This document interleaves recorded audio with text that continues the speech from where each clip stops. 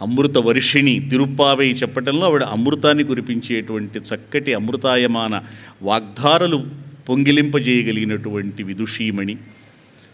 మరి అక్కయ్య గారికి నేను సవినయమైనటువంటి సాధువాదాలు తెలియజేస్తూ, విఘ్నులకు నా నమస్కారాలు తెలియజేస్తూ, శ్రీమద్ రామానుజ జయంతి ఉత్సవాలలో ప్రప్రథమమైనటువంటి ఈ రోజున రామానుజుల వారి గురించి 4 మాటలు చెప్పడానికి అవకాశం కల్పించినందుకు తిరుమల తిరుపతి దేవస్థానం ఆళ్వార్ ప్రాజెక్టు వారికి ధన్యవాదాలు తెలియజేస్తున్నాను. చక్కటి సమావేశం ఇది సంప్రదాయం చక్కగా సాగాలని కోరుకుంటున్నాను. దీనివల్ల స్ఫూర్తిని పొందేటువంటి యువకులుంటారు లోకంలో. రామానుజుల వారి జీవిత చరిత్ర అంత గొప్పది.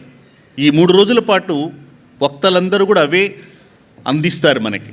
కాబట్టి ఇటువంటి కార్యక్రమాలు చాలా అవసరం, స్ఫూర్తినిచ్చేటువంటివి. ఎందుకని అంటే వేదమే ప్రమాణం అని చెప్పినటువంటిది భారతదేశం. భారతదేశంలో ఉన్నటువంటి శాస్త్రాలు కానీ, కావ్యాలు కానీ, పురాణాలు కానీ అన్నీ కూడా అటువైపే ప్రయాణం చేసినాయి.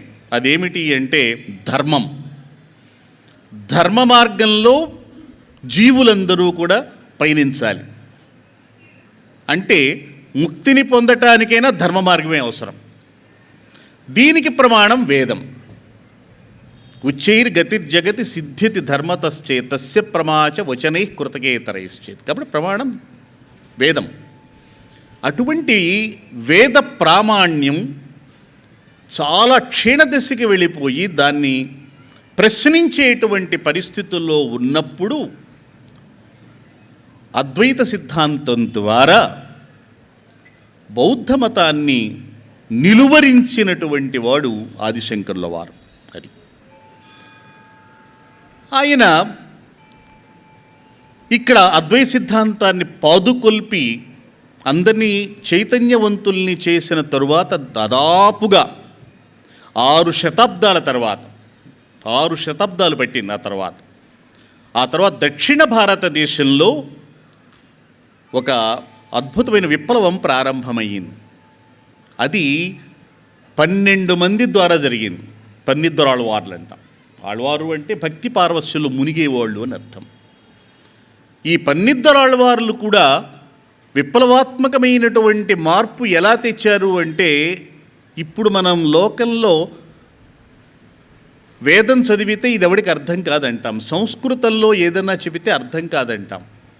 అటువంటిది వేద వచనాలు కాకుండా, సంస్కృత భాష కాకుండా, ప్రజలందరూ మాట్లాడుకునేటువంటి భాషలో వేదములలో చెప్పినటువంటి అంశాలనే చెప్తే బాగుంటుంది అనేటువంటి మనం భాషా విప్లవం అంటాం ఇప్పుడు. అటువంటి భాషా విప్లవం ఎప్పుడో వచ్చింది ద్రవిడ దేశంలో.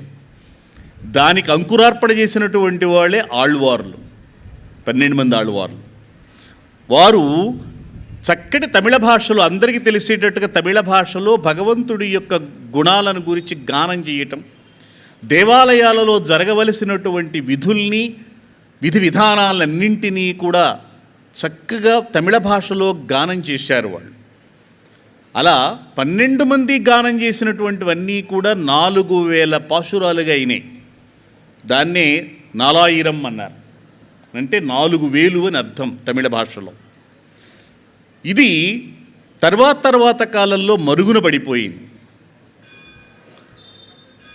కానీ వాటన్నింటినీ ప్రచారం చేయటానికి, వెలుగులోకి తీసుకురావటానికి ఈ 12 మంది ఆళ్వార్ల లక్ష్యం ఏదైతే ఉందో, ఏమిటా లక్ష్యం అంటే సామాన్య జనుడు కూడా భగవంతుడి దగ్గరికి చేరుకోవటానికి, భగవంతుడిని ఆరాధించటానికి, భగవంతుడిని తత్వాన్ని తెలుసుకోవటానికి కావలసినటువంటి చక్కటి ప్రజల భాషలో తెలియజేయటం, ప్రజల భాషలో భగవంతుడిని కీర్తించటం, అలాగే ప్రజలందరికీ సులభమైన ముక్తి మార్గాన్ని అందుకోవటానికి కావలసినటువంటి ప్రచారం, ఇవి జరగాలి.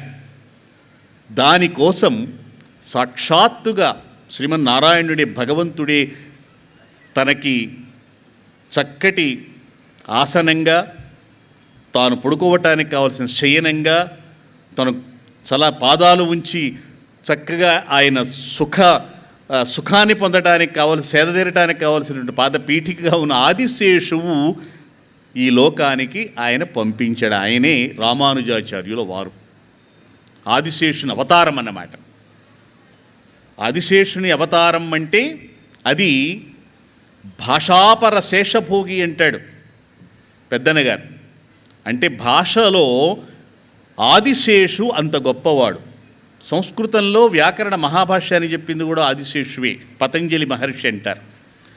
అటువంటి ఆదిశేషువే స్వయంగా అవతరించాడు అని. ఆయనే రామానుజాచార్యుల వారు.